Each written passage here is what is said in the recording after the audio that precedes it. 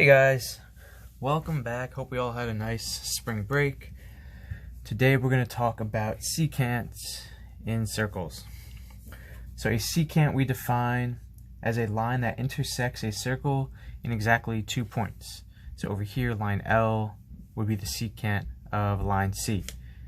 And it can be any line that's going to intersect the circle at exactly 2 points. So we could have, we'll call it line M. Right here, this is also a secant. There's 2 points of intersection. And there are some special relationships with secants. Today we'll talk about 2 theorems. One theorem will be what happens when 2 secants intersect with one another inside a triangle. And another theorem will be what happens when a secant intersects with a tangent for a circle. So our first theorem, we're going to go ahead and have this circle here. We have, we're not even going to name it the circle. If you have 2 secants, and if you want to follow along, I'll go from the book. We're on page 741. We're going to have secant BD, which looks like this. Secant BD, that line going across, and we'll have AC. This is point A, this is point C. So the first theorem states if 2 secants or chords, and a chord is really like a segment of the secant. So if 2 secants or chords intersect in the interior of a circle, then the measure of an angle formed is half the sum of the measure of the arcs intercepted by the angle and its vertical angle. So what that means, when these 2 secants intersect, there's going to be 4 angles formed. And I'm going to focus on angle 1, and let's go orange, and angle 2 here. Angle 1 and its vertical angle, obviously they have the same measure, but the measure of angle 1, and therefore the measure of its vertical, is going to be equal to, well, the theorem says half the sum of the measures of its arcs intercepted by the angle. So angle 1, the arc that it intersects is the measure, oops, put it over here, the measure of AB, that arc. Angle 1 intersects AB, and its vertical angle intersects CD, so plus the measure of CD, and we're told that this angle has a measure that's half of the sum of these 2. And then likewise, if we're looking at angle 2, so the measure of angle 2 would be 1/2. Well, it intersects BC, and its vertical angle intersects AD. So the measure of angle 2 would be half the sum of these 2 arcs. And we'll do a little informal proof for angle 1 to see why it's true, and then we could do something very similar for angle 2. So we'll just do angle 1 and look at the relationship of how we could arrive at this. So angle 1, and the trick for this is really drawing a nice line in right here from B to C, this segment BC. If you draw segment BC, and I'm going to go ahead and list these, well, this was angle 2, so we'll list them as angle 3 and angle 4. One of the things we would know is the measure of angle 1 would be equal to the measure of angle 3 plus the measure of angle 4. And we know that because of the exterior angle theorem. Remember, this is a remote exterior angle. So we're going to have, these are remote interior angles, so the measure of angle 1 is going to be angle 3 plus angle 4. That would equal angle 1 there. And the way we need to think about this then is really focusing on, well, we'll start with angle 3. If you look at angle 3, well, that actually is an angle that's inscribed in the circle. Angle 3 intersects the arc DC down here. If you look at angle 3, it's really like this whole angle. It intersects DC. So the measure of angle 3, well, we know about intersected or inscribed angles. The arc they intersect, they're equal to 1/2 the measure of that. So 1/2 the measure of, we'll say DC. And then in a similar type of thinking, angle 4, well, that intersects the arc AB. So the measure of angle 4, since that is an inscribed angle here, would be 1/2 the measure of AB. And then simply by substituting, we can go all the way back. We can change color up here.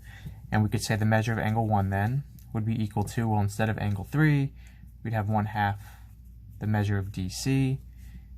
And then instead of angle 4, we'd have 1/2 the measure of AB. And then you can simply use our distributive property and just say 1/2 and then the measure of DC plus the measure of AB. That would be the measure of angle 1, simply by substituting in what we know and distributing out. And if you look at what that's saying, that's exactly what the theorem says. The measure of angle 1 is 1/2 the measure of its arc that it intersects, that's AB, and its the arc the vertical angle intersects, and that would be CD. It's 1/2 the sum of those two. So that's how we could kind of show this is true. Alright, now with that, we're going to talk about the other theorem that we have, and then you can try some practice problems of applying these theorems, knowing these relationships. The key thing is going to be recognizing when we have these certain relationships here. So our next theorem, we're on page 742. This theorem says, and we're going to have a circle for this. There's a circle. And we have a tangent and a secant here. So here's our tangent. We'll say intersects right there. That'll be point A. We'll use the same diagram they have. And then we have this little ray coming out, ray AB, and we're given point C over here. So we are given this tangent down here. We'll call it, I'll even throw a D in. Line AD is tangent to the circle, and ray AB, well, that's going to be a secant here. And our theorem says if a secant and a tangent intersect at the point of tangency, so this secant is intersecting with the tangent right at the point of tangency of A, then the measure of the angle formed is 1/2 the measure of the intercepted arc. So what that means, where this secant intersects, we form two angles. So one angle is right here, is BAD, call that angle 1, that's what they call it. And then our other angle would be over here, that would be angle 2, and that would be angle BA, and we'll call it E. So the relationship here is, well, the measure of angle 1, we're going to call it, that's going to be equal to 1/2 the measure of the arc it intersects. Well, our angle 1, that secant on this side is going to be arc AB, so the measure of AB.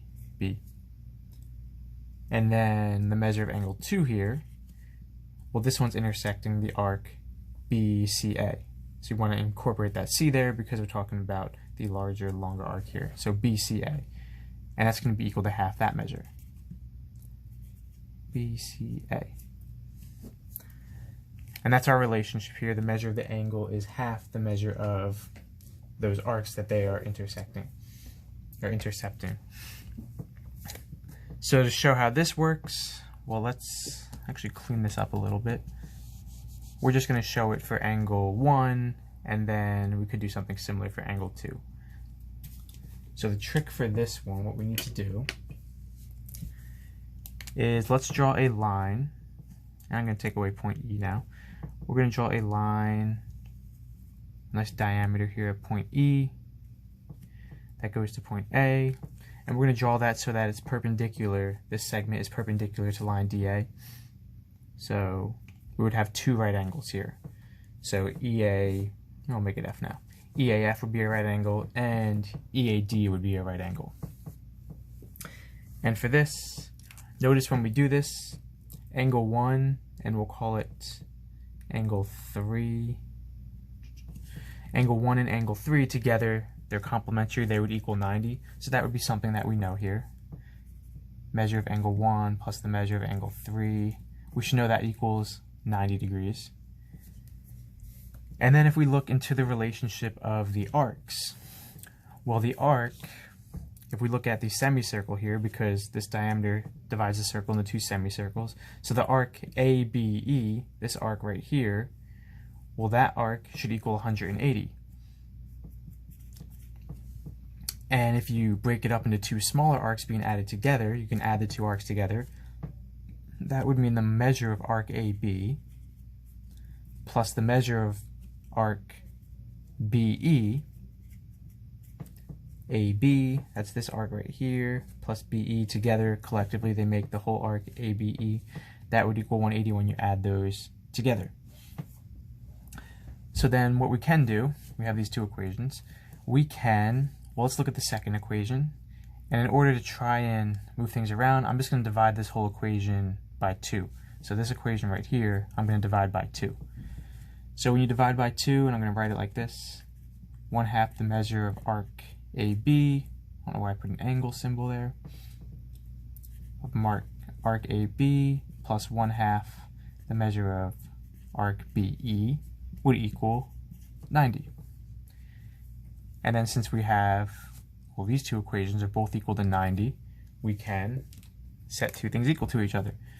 The measure of angle 1 plus the measure of angle 3 is equal to 1/2 the measure of arc AB plus 1/2 the measure of arc BE. That was just by substituting. They're both equal to 90, so they're equal to each other here. We could substitute this whole thing in for 90 in the top equation. But now we need to figure out a way to show, and again the theorem says that angle 1 is going to be half the measure of AB. So we need to figure out how to show that, and we have measure of angle 1, we have half the measure of angle, or arc AB. We just need to figure out how to isolate so it's just those two left. And let's look into the relationship of angle 3 right here, and BE. Well, what we know from inscribed angles is whatever your inscribed angle is, this is an inscribed angle, that is going to be half the measure of the arc that it intersects. So the measure of angle 3 should equal 1/2 the measure of, well, intersects arc BE. I'm going to see how that works out really nice for us, because then all we have to do is substitute. So if we take this red part here and substitute into the blue equation, we're left with, well, I'm going to substitute and say the measure of angle 1 plus the measure of angle 3 equals 1/2 the measure of arc AB plus, and now I'll substitute. Instead of 1/2 the measure of arc BE, I'm going to substitute and put the measure of angle 3. And then we're out of space, so let's go over here in the top right. We only have one step left. So you would subtract your minus, or your subtract your measure of angle 3 from both sides, and you're left with the measure of angle 1, like these two cancel out. It's going to be 1/2 the measure of arc AB, and then you're all done. Now we've shown that this angle is half the measure of the arc that it intersects.